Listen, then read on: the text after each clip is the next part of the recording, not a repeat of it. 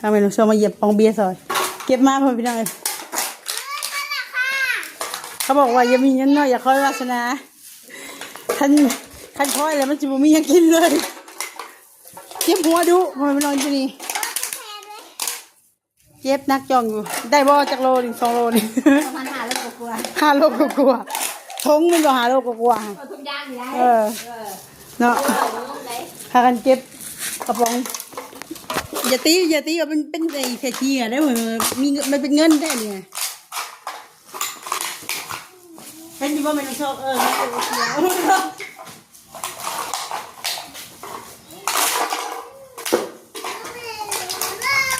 เดี๋ยวขายต้มนมเล็บด้วยบ่ไปหาคนตะขี้เหนื่อยเลยนะกันฮะไปหาคนท้องเจ็บเลยไปได้ทางเราเปล่าเป็นยังว่าหลายฟองเติบอยู่นี่มาตุ๊ก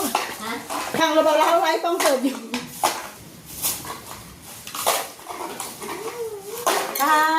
อย่า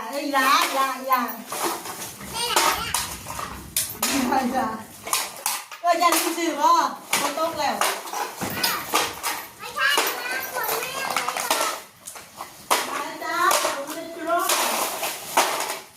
ได้อยู่5 โลแม่ของยังนะตรงยัง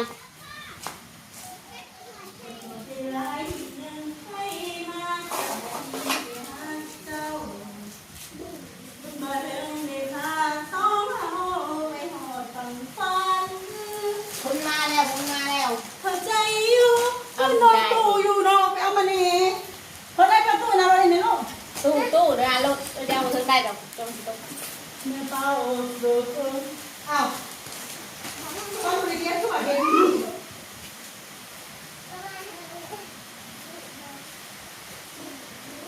ต้องไปเรียนพวกนี้อยู่บนนี้บ่เห็นตังต้องไปเรียนพวกนี้ในเงินที่ว่าเห็นอยู่บนนี้บ่เห็นตังก็งงว่ะบัดมือจะว่ามาอะไรเห็นบ่จัง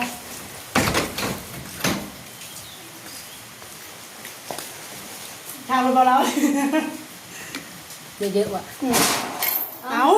มาไว้เลยเอามาเนี่ยนั่งอยู่เห็ดกูเห็ดนี่ใช่ต้องกินนั่นนะคุณลูกทางนะคุณโอ้ยเอาถ่ายคลิปดิ